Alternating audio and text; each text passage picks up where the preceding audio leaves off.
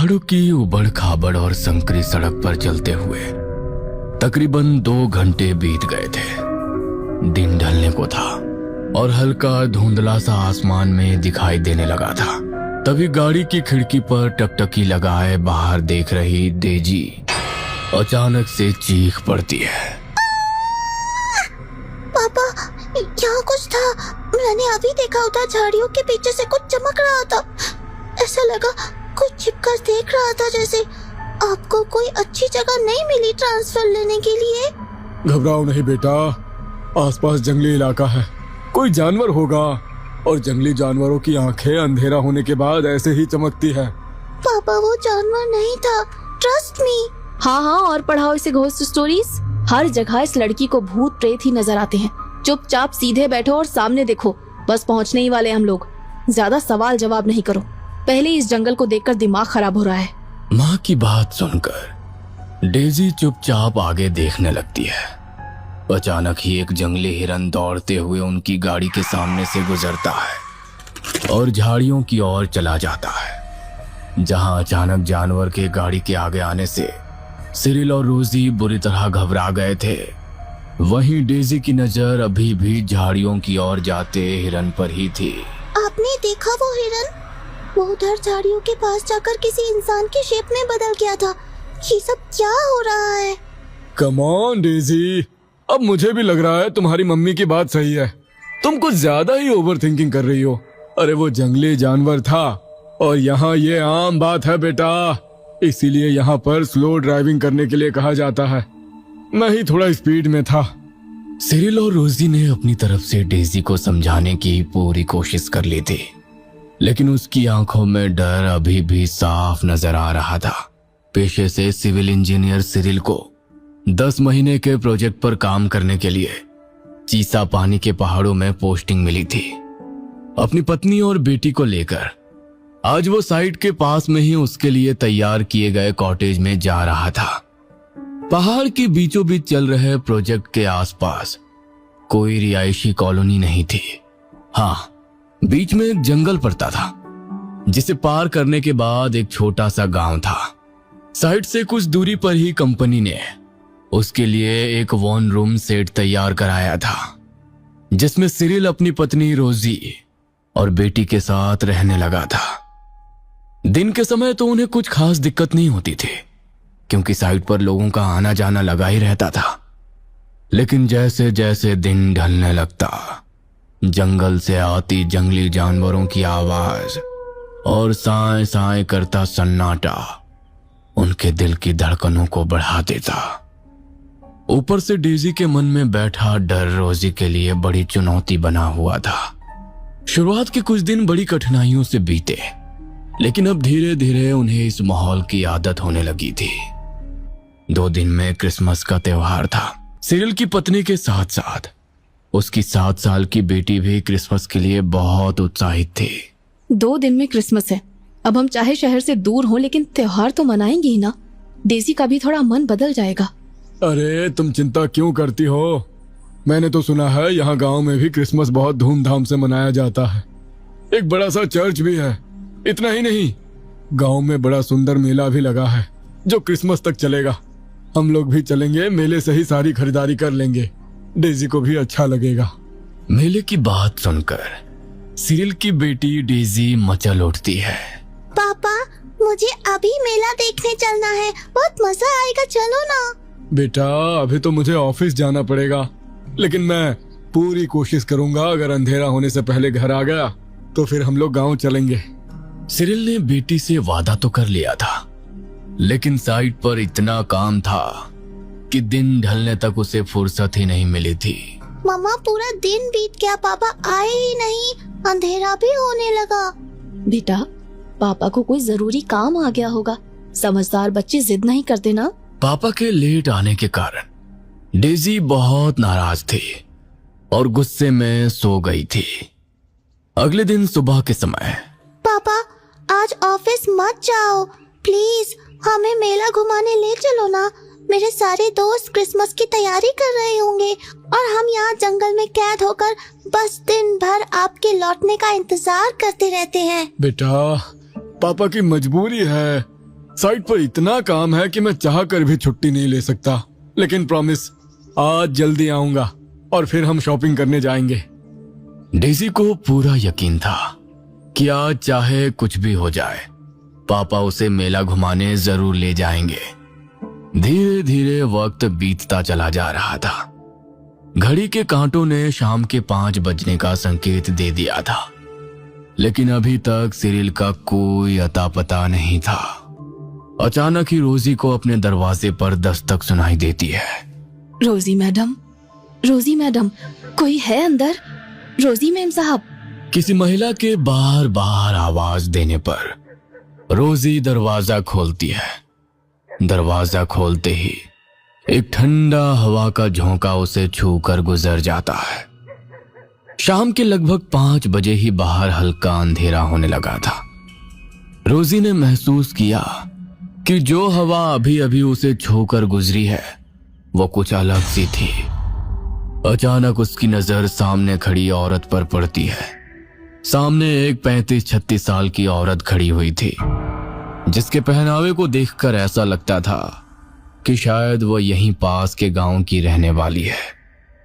औरत ने अपना चेहरा घूंघट से ढका हुआ था। जीने से पल्लू से कुछ धुंधला सा उसका चेहरा नजर आ रहा था। रोजी ने गौर से घूंघट से उसका चेहरा देखने की कोशिश की और फिर बोली, आप कौन? मैंने आपको पहचाना नहीं। मुझे साहब ने भेजा है, उनके लिए चाय पानी लाने का काम करती हूँ। साहब ने कहा है कि आपको और बेबी को गांव ले जाकर मेला दिखा लाऊं, इसीलिए आप लोगों को लेने के लिए आई हूँ। लेकिन हम दोनों अकेले कैसे जाएंगे? मेला तो वो हम लोगों को लेकर जाने वाले थे ना? हाँ मैडम, साहब थोड़ा व्यस्त हैं, वो अभी नहीं आ पाएंगे, इसीलिए तो उन्होंने मुझे भेजा है। आप लोग ज्यादा देर ना करें, जल्दी से मेरे साथ चलिए। देखिए ना, अभी से अंधेरा घिरने लगा है। वापसी में साहब आपको लेने आ जाएंगे। पता नहीं यहाँ से गांव कितना दूर है। इतने दूर हम लोग पैदल कैसे जाएंगे? रुको, मैं सिरिल को फोन करती हूँ। मम्मा चलो ना प्लीज, पापा ने कहा है तो चलते हैं ना। रोजी ने अपना फोन उठाया। उसमें नेटवर्क नहीं आ रहा था। बेटी और गांव की औरत के बारे में कहने पर वो थोड़ी परेशान सी हो गई थी। अरे मैडम, समय मत बर्बाद करिए, आप घबराइए मत। यहाँ जंगल के बीच से ना एक छोटा सा रास्ता जाता है, मैं आप लोगों को वहीं से ले चलूंगी। ज्यादा देर नहीं लगेगी, बस 15 से 20 मिनट में हम लोग वहाँ पहुँच जाएंगे। रोजी ने महसूस किया कि जितनी देर वो उस महिला से बात कर रही थी, आसपास के पेड़ों पर बैठे पंछियों के झुंड उड़कर वहां से दूर जा रहे थे।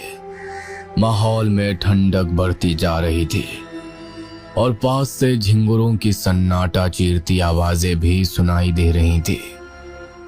उस औरत की बात सुनकर रोजी 2 पल के लिए सोचती है और फिर बेटी के उदास चेहरे की ओर देखकर गांव जाने को तैयार हो जाती है। कुछ दूर चलने के बाद ही दिन पूरी तरह ढल गया और चारों ओर घना अंधेरा फैल गया।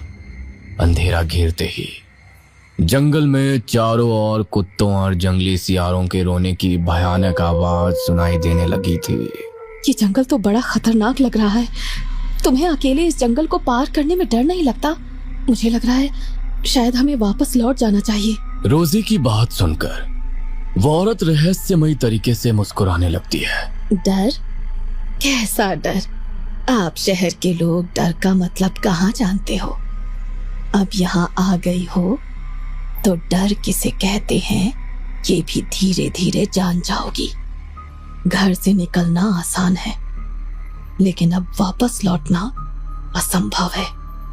क्या मतलब? मेरा मतलब है कि अभी वापस जाने में जितना समय लगने वाला है उससे कम समय में हम गांव पहुंच जाएंगे। अभी लौटने का फायदा नहीं है। क्रिसमस आने वाला है। आपके घर पर क्रिसमस मनाते हैं या नहीं? हम तो बड़ी धूमधाम से ट्री लेकर आते हैं, फिर डेजी के साथ उसे सजाते हैं, केक काटते हैं, बहुत मजा आता है। मदर मैरी एंड जीसस सबकी रक्षा करें। इतना कहकर रोजी अपने गले में पहने क्रॉस को उठाकर अपने सर से लगाती है। ये सब बातें बंद करो। ये किस तरह से बात कर रही हो तुम? मैं तुम्हारे धर्म को नहीं मानती, इसीलिए मुझे इसके बारे में बात करना पसंद नहीं। अरे गॉड तो सबका हेल्प करता है, भगवान कहो या अल्लाह या जीसस, आप एक बार प्रेम से उनके सामने कन्फेस करके देखो, सब कितना अच्छा लगने लगेगा। रोजी की बात पूरी सुने बिना ही उस औरत ने अपने कानों पर हाथ रख लिए और गुस्से में जोर से चिल्लाई, चुप करो, मैंने कहा चुप करो, बंद करो अपनी ये बकवास, बंद करो। रोजी उस औरत के इस तरह से चिल्लाकर बात करने से बहुत घबरा गई थी। उसने महसूस किया कि चिल्लाते समय उस औरत की आंखें अजीब तरह से लाल हो गई है। मम्मा, अभी मैंने वहाँ पेड़ के पीछे एक लड़की को खड़े हुए देखा। वो मुझे देखकर अजीब सी नजरों से घूर रही थी।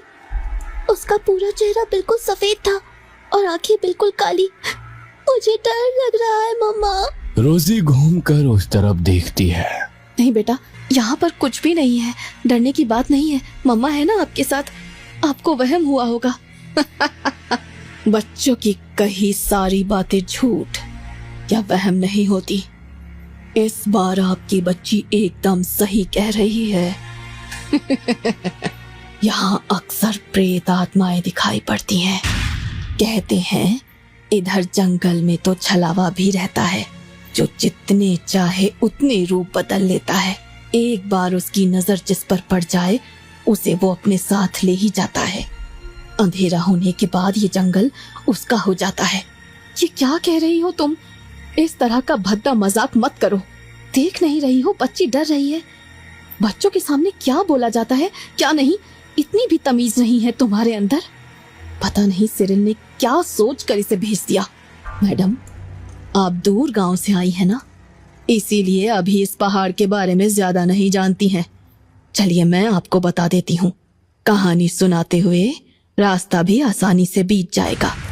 गांव में लोग कहते हैं कि बहुत साल पहले इस जंगल में एक डायन रहती थी जो भेष बदलकर लोगों को छलती थी। वो डायन 3 बार आवाज लगाती थी। उन 3 आवाज में अगर कोई उसकी बात का जवाब दे दे तो फिर वो उसे अपने साथ ले जाती थी और उसका खून पीकर अपनी प्यास बुझाती थी। और फिर उस आदमी की उम्र उस डायन को लग जाती थी। जिन लोगों को अमर होने के लिए उस डायन ने मारा वो सभी आत्मा इस जंगल में कैद हो गई हैं। असमय मौत हुई है ना, मुक्ति मिलना आसान नहीं होता। इसीलिए एक नहीं दर्जनों आत्माएं घूमती हैं इस जंगल में। उस डायन का खात्मा करने के लिए गांव के लोगों ने उसे जलाकर मार डाला था, लेकिन मरकर वो और भी खतरनाक हो गई और अब वो छलावा बनकर इस रास्ते से गुजरते लोगों को छलकर अपना शिकार बनाती है। मम्मा, ये आंटी क्या बोल रही है? भूत प्रेत छलावा डायन, मुझे डर लग रहा है। मुझे घर जाना है। बस थोड़ी देर और हिम्मत रखो बेटा। ऐसा लग रहा है कि हमारे पीछे पीछे कोई चल रहा है। ये पत्तों की खड़खड़ाहट सुनाई दे रही है आपको? डेजी की बात सुनकर रोजी फिर से पीछे मुड़कर देखती है तो उसे अपने पीछे एक काली सी परछाई नजर आती है जो हाथ हिलाकर उन्हें रुकने का इशारा कर रही थी। यह दृश्य देख रोजी के पैरों के नीचे से मानो जमीन ही खिसक गई थी। अब उसे लगातार जंगल में बिखरे सूखे पत्तों पर किसी के कदमों की आहट सुनाई पड़ रही थी, जिसके कारण वो अपनी बच्ची का हाथ मजबूती से थामे घबराते हुए तेज कदमों से आगे दौड़ने लगती है। तभी रोजी को भी एक छोटा बच्चा जिसकी आंखों की पुतलियां गायब थीं, पास की झाड़ियों से झांकता नजर आता है, जो गुस्से में उनकी तरफ ही देख रहा था और नामे गर्दन हिला रहा था। डेजी, तुम सही कह रही थी, मुझे भी वो बच्चा नजर आ रहा है। कुछ तो है यहाँ। मुझे ऐसा लग रहा है हम वाकई किसी गलत जगह फंस गए हैं। कितनी देर से हम बस चलते ही जा रहे हैं, लेकिन ये जंगल तो खत्म होने का नाम ही नहीं ले रहा है। घबराइए नहीं, इस तरफ चलिए। हाँ, अब वो आपका पीछा नहीं करेगा। मुझे एक बात समझ में नहीं आ रही कि तुम इतना सब कुछ कैसे जानती हो और इस जंगल में हो रही इन डरावनी घटनाओं से तुम्हें डर क्यों नहीं लग रहा है? आदत हो जाती है मैडम, बस कुछ ही देर में हम गांव पहुंच जाएंगे। अरे बड़ी अजीब औरत हो तुम। जब पहले से जानती थी कि ये जंगल इतना खतरनाक है तो क्यों हम लोगों को जंगल में ले आई? तुम वापस चलो, हमें आगे नहीं जाना। बस हमें वापस घर पहुंचा दो, हमें कोई मेला नहीं देखना। कितनी देर से यही कह रही हो कि पहुंचने वाले हैं, लेकिन गांव तो कहीं नजर ही नहीं आ रहा। बस थोड़ी दूर और चलना है, फिर आपकी सारी तकलीफ दूर हो जाएगी, सारे डर दूर हो जाएंगे, और ये आत्माएं जिनसे आप इतना घबरा रही हैं वो भी तुम्हें डरा नहीं पाएंगी। नहीं, मुझे अब आगे नहीं जाना। तुम्हारी अजीबोगरीब बातें मुझे समझ में नहीं आ रही हैं, ये सब मेरी समझ से बाहर है। बस अब एक भी शब्द और नहीं। डेजी बेटा, तुम चलो वापस, हम आगे नहीं जाएंगे। रोजी और डेजी जंगल में दूसरी दिशा में दौड़ने लगते हैं। तभी सामने उन्हें पति सिरिल दौड़ते हुए उसकी ओर आता हुआ नजर आता है। शुक्र है तुम मुझे यहाँ मिल गई, मैं तो बहुत घबरा गया था। जल्दी चलो रोजी, ये जगह ठीक नहीं है। ये तुम्हारी आंखों को क्या हुआ है? और तुम्हें कैसे पता चला हम यहाँ हैं? सब बताता हूँ, लेकिन अभी जल्दी करो। डेजी रोजी का हाथ पकड़कर जंगल में आगे बढ़ रही थी। तभी उसने महसूस किया कि सिरिल कुछ सामान्य नहीं लग रहा है। ना वो आंखें मिला रहा है, ना ही बात कर रहा है। लेकिन तुम हमें कहाँ ले जा रहे हो? तुम्हें जंगल के रास्तों के बारे में कैसे पता है?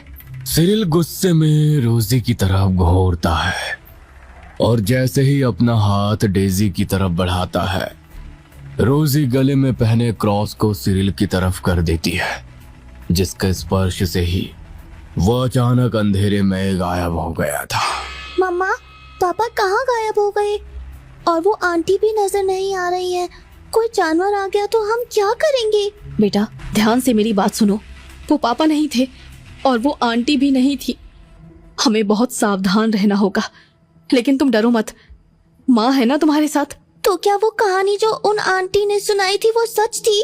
क्या सच में हमारे पीछे कोई छलावा पड़ गया है? अब हम कभी बाहर नहीं जा पाएंगे ना मॉम? शांत हो जाओ बेटा। तभी रोजी को किसी की आवाज सुनाई देती है, जैसे कोई उसका नाम लेकर पुकार रहा हो। ये तो पापा की आवाज है। क्या ये पापा है? श्श, आवाज मत करना, पहले कंफर्म करने दो कि आवाज देने वाला कौन है। तभी हाथ में टॉर्च पकड़े एक औरत और सिरिल उन्हें डेजी और रोजी को पुकारते दिखाई देते हैं। शायद ये सिरिल ही है, चलो। झाड़ियों में सेफ जगह छिपी रोजी और डेजी बाहर आ जाती हैं। तभी डेजी के कानों में फिर से एक आवाज पड़ती है। डेजी मुड़कर देखती है तो दूसरी ओर भी सिरिल और घूंघट वाली औरत खड़ी नजर आती है। मम्मा, ये सब हमारी नजर का धोखा है। हम फिर से उस छलावे की चाल में फंस गए। जल्दी चलो यहाँ से। बेटा ऐसा मत कहो, मैं तुम्हारा पापा हूँ, आओ मेरे पास। नहीं बेटा, उधर जाने की गलती मत करना। अरे वो छलावा है, मैं तुम्हारा पापा हूँ। रोजी समझाओ उसे। ये सब क्या हो रहा है? हो जीसस, ये कहाँ फंसा दिया? हम तो तुम्हारा बर्थडे सेलिब्रेट करने वाले थे, ये सब क्या हो गया? Please help me God, please help me. तभी रोजी के दिमाग में एक बात कौंधती है। लेसी बेटा, क्रॉस को अपने हाथ में पकड़ो और गॉड को याद करो। Cyril, show me your Holi cross. रोजी की बात सुनकर कुछ पल तक शांत खड़े होने के बाद असली सिरिल अपना लॉकेट गले से बाहर निकाल लेता है और रोजी दौड़कर सिरिल की तरफ पहुंच जाती है। रोजी, डेजी और सिरिल अपने क्रॉस हाथ में पकड़कर आंख बंद करके प्रेयर करते हैं और जब आंख खोलते हैं तो सब कुछ शांत नजर आता है।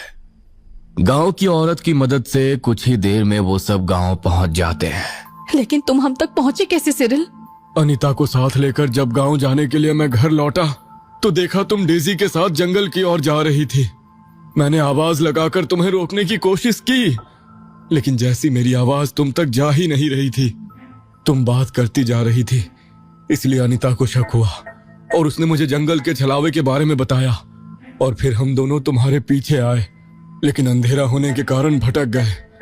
लेकिन गॉड ने मुझे तुमसे मिलवा ही दिया। इस हादसे के जख्म रोजी और डेजी के मन पर बहुत गहरे थे, इसलिए सिरिल ट्रांसफर की अर्जी लगा देता है और जल्द ही वे एक नई जगह पहुंच जाते हैं। लेकिन कहते हैं छलावा जिसे एक बार देख लेता है आसानी से उसका पीछा छोड़ता नहीं। कहीं ऐसा तो नहीं इस नई जगह पर भी छलावा उनके साथ ही पहुंच गया है?